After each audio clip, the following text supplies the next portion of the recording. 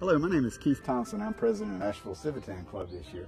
I'd like to invite each and every one of you to join us for the upcoming television series, Spirit of Civitan TV.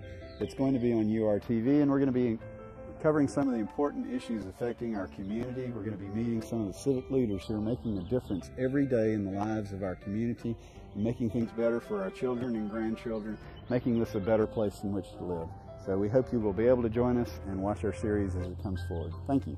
Good afternoon, ladies and gentlemen. We're going to start a little bit early. We have a pretty hectic schedule ahead of us today, so if I can call the meeting of October 13th, 2009 of the Asheville Civitan Club to order. Hold your ear. But I guess you'll just come up and do your 2 minutes and tell us who you are and what you're doing and why you're doing it. Hello, my name is Esther Manheimer. I was here last month with my father. You might recall a bizarre lecture about a pillow and a pillowcase. That was my dad, Ron Manheimer. I'm glad to be back here again. I see many of the same faces. I'm a lawyer here in Asheville at the Van Winkle Law Firm. I've been there for a little bit over 7 years, and before that I was working as legislative staff and attorney with our state legislature for 4 years. I'm married to Mark Harris, who is a teacher at Inca High School, and we have 3 boys, and we live in North Asheville, as the placard indicates. Currently, I serve on the Board of Adjustment for the city of Asheville. I serve on the board for the Jewish Community Center of Asheville, where I've been for about pretty much since I've moved back to town. And I'm looking forward to continuing to serve my community, because that's what Asheville is. It's a true community.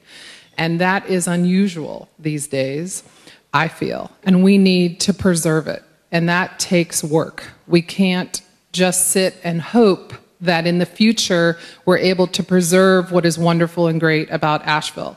That's going to take work.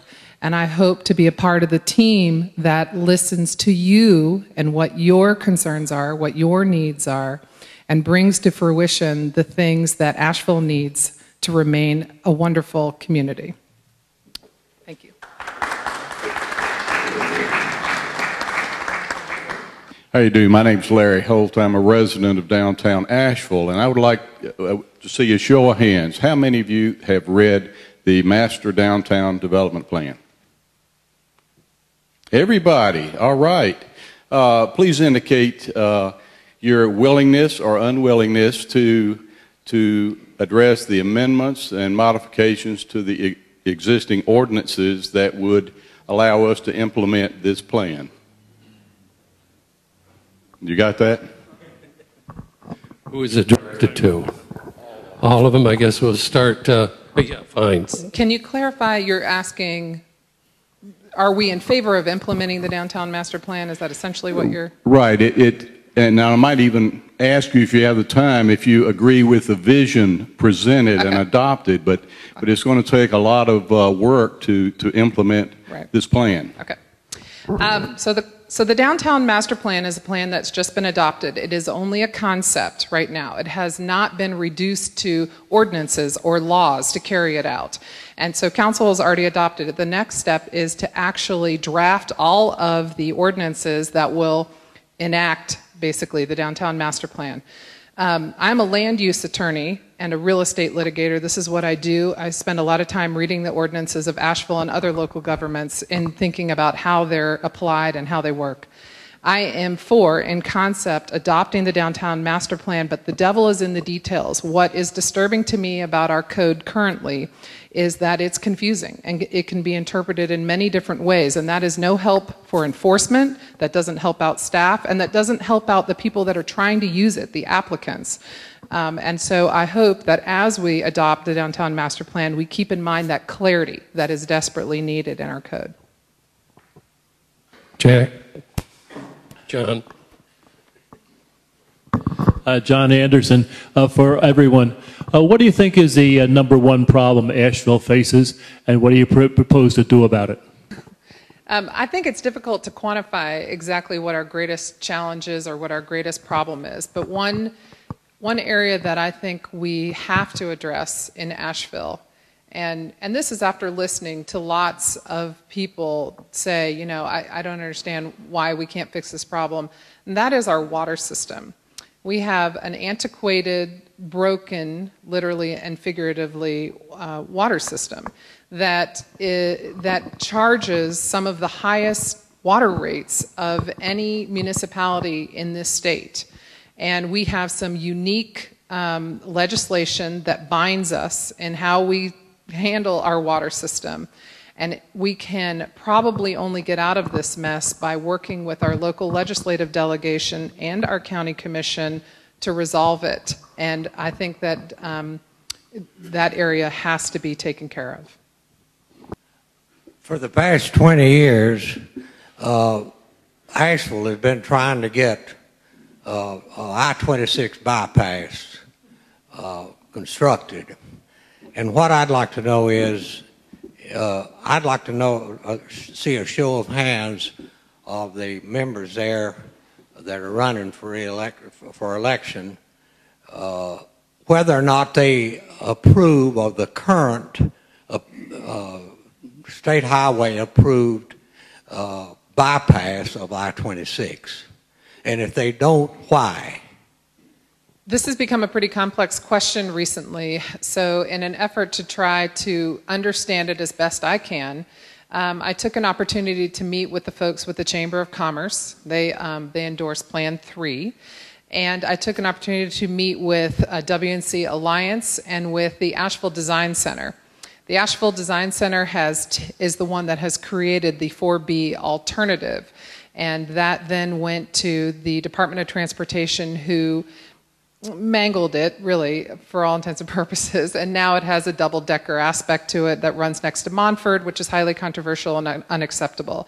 I, like Gordon, agree that what we need to do is just agree on what our principles are going to be about this plan, and I like the one that does not disrupt our community the most. We plowed 240 through West Asheville and severed a community. We don't want a highway system that further does that. Many of us in this room live in the county. Our perpetual question to you would regard annexation. We have been well educated, pros and cons of annexation off and on over the many years. Do any of you have the courage to say no to annexation? As the only person currently sitting on the table, I can tell you I find that courage every time that issue comes before us, and it takes courage. I believe it's consistently, with maybe an occasional exception, a 6-1 vote. I do not believe in forced annexation. I believe it's against our principles of government. There are arguments for it, and I recognize those arguments, but when I put them on my scale, I think we do more harm than good with forced annexation. So yes, I do have a courage button. I have it on that issue and many others. Thank you. I have the courage to say no to forced annexation for the simple fact I believe if a community, neighborhood want to be a part of our city, want to take advantage of our benefits, I believe it's up to the rights of the property owners to get together and decide. Involuntary annexation is not good. It's not the American way. I think this is another one of those difficult issues that we're challenged by. When I spent time with the legislature, every year we would have a bill come up that would try to do away with forced annexation. North Carolina is one of the few states that does allow forced annexation, as you probably know, and the benefits of it are that it has been credited with keeping our cities strong, so that we are not a suburb-driven state where our inner cities are depleted. I think that it has its place if used wisely, but you must be able to extend all of the same services you provide citizens of a city to the area to be annexed. Now let me just say, I come from a very large law firm of 40 attorneys, and there are a couple of attorneys that I work with that spend a lot of time in litigation fighting annexation, and I have handled one for the town of Webster, against the town of Webster, so I've been on that side, but I think it's a necessary tool at times. You know, I think we're going to go to the 1-minute closing now. I want to thank you for listening to us today and for your thoughtful questions. These are some of the most thoughtful questions I think we've had so far in all of our forums. The election is November 3rd. Early voting starts this Thursday. For those of you that live in the city, you can vote for 3 candidates. There are 3 openings. And I would ask for your vote.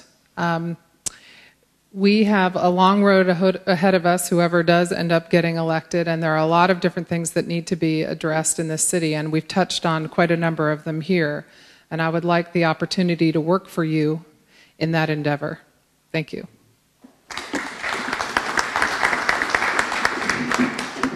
All right, great. I'd like to thank you all. I think we have 5 winners here for sure. So this great meeting is adjourned.